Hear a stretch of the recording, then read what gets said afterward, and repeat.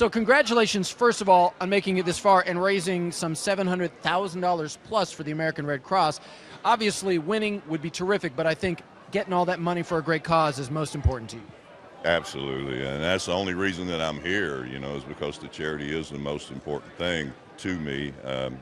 Only reason I agreed to do this the first time, and the only reason I agreed to do it this time. And I must admit, I'm shocked. I thought that I would have people really dig deep for me, but I had no idea they were going to go that deep. And I've raised a lot of money this year, and I just have such gratitude and to all the people that came to bat for me. It was great. How was the experience for you this time compared to last time? Because what I am hearing from most of the contestants is it was better this time around, better the second time around. I concur. It was for me as well. The first time you just don't know what to expect. You have no idea what you're getting into. This time I came up here knowing full well what was going to happen, and I think I was prepared for it. I came in with that mindset. I thought I knew what I needed to do to get here, and so yeah, it was a more pleasant experience for me this time. I enjoyed it, and glad I made it all the way to the end. And was it me, or did you find Trump to be a little softer this go around?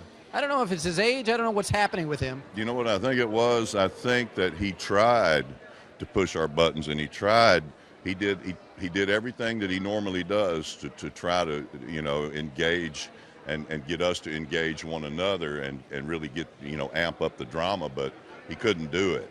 He just couldn't do it because we've all played the game, and we all knew that you don't have to go into the ugly territory to make it through this game, and so none of us went there. None of us went there, and he couldn't make us go there.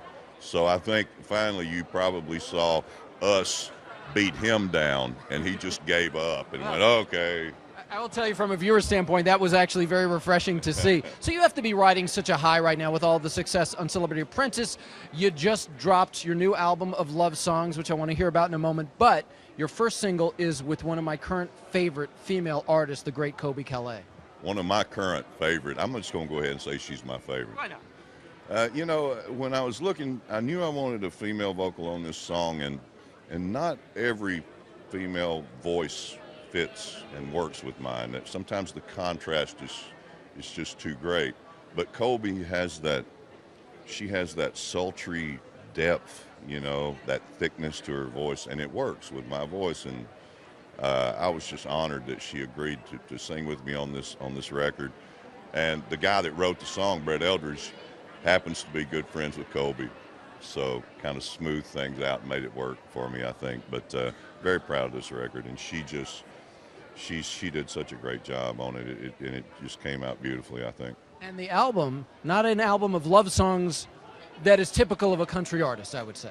Well, you have to keep in mind when I say that I put out an album of love songs, I am the guy that considers badonkadonk a love song, so let's keep that in mind. But there are no badonkadonks on this record. It is an album of love songs, and I didn't set out to do that. I truly didn't. I ended up cutting 17, 18 songs and realized that 11 of those were love songs. So I just saved those others. I'll use them for something else, and I just put the 11 love songs on this album, and there you go. Good to know there is no shortage of music from Trace.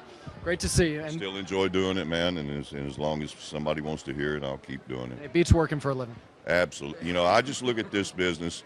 I got through another year without having to fill out a job application. Right on. All right. And you haven't been fired yet. No, never have.